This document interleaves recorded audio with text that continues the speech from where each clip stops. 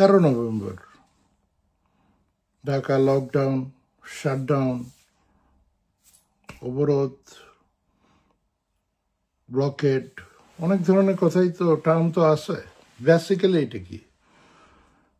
বাংলা ভাষায় সাদামাটা ভাষা হরতাল, ধর্মঘট, মানে টাকা অচল, গাড়ির চাকা ঘুরবে না, দোকানপাট খুলবে না, স্কুল কলেজ সব বন্ধ, অফিস বন্ধ।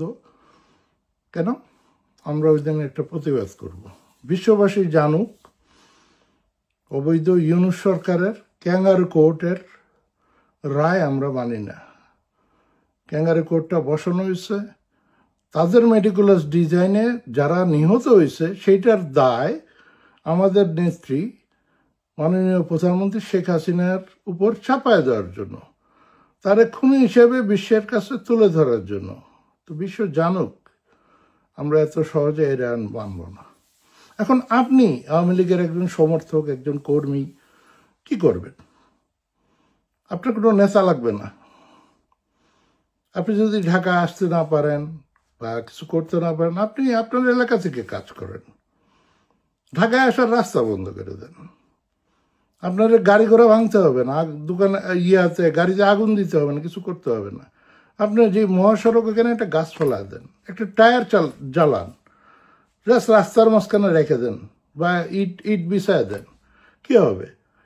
ওখান দিয়ে গাড়ি আসতে গেলে প্রথম গাড়িটা থেমে যাবে, তারপর তার পিছনে গাড়িগুলো লম্বা লম্বা করে বিশাল এক যানজট সৃষ্টি হবে।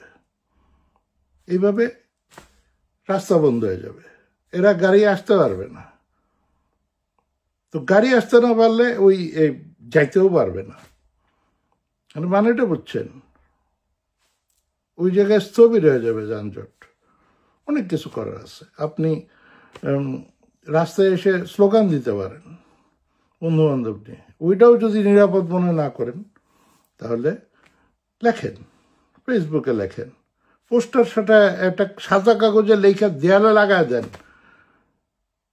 বাসায় ভাত আছে না, সাদা কাগজে লেখেন জয় বাংলা বা 13 নভেম্বর ঢাকা অবরোধ, বা লেখেন অবৈধ ইউনূসের ক্যাঙ্গারু কোর্টের রায় মানি না, আমরা শেখ হাসিনাকে আবার চাই, যা খুশি ওইটা লিখে দেন।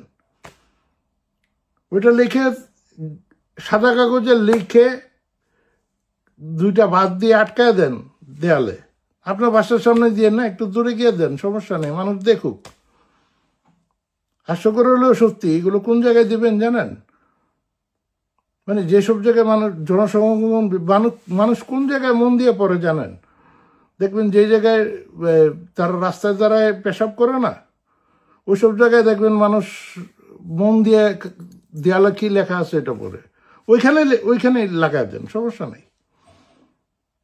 আমি এটা অপমানকর কিছু বলতেছি না, আমি মানুষকে পড়ানোর একেবারে উপায় বলতেছি। অনেক কিছু করার আছে। ওই দিন আমাদের অনেক শত্রুরা রাস্তায় নামবে, পুলিশ সেনাবাহিনী কিছু করবে না। পুলিশ সেনাবাহিনী বরং আপনার নিরাপদ হেফাজতে নিয়ে যেতে পারে, কারণ তাদের বন্ধুকে গুলি দেওয়া হয়নি। তারা বড় জোরে আপনারা গ্রেফতার করতে পারে, লাঠি দিয়ে 2-1টা খাই দিতে পারে। আপনার আসল শত্রু জামাত, শিবির, বিএনপি এবং এনসিপির যে ক্যাডারগুলা, তারা চাইবে আপনার গলা টিপে ধরতে, যাতে আপনার প্রতিবাদের ভাষা বিশ্ববাসীর কণ্ঠে না যায়। সেইটা কিভাবে লড়বেন সেটা আপনার সাহসের উপর নির্ভর করে, আপনার দক্ষতার উপর নির্ভর করে।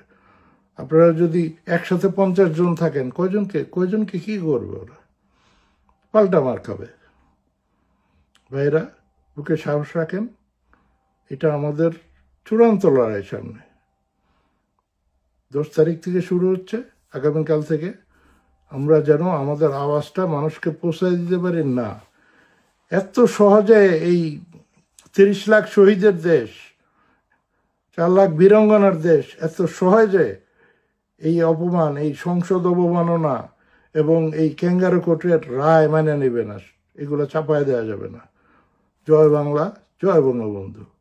আওয়ামী লীগের জয় হোক।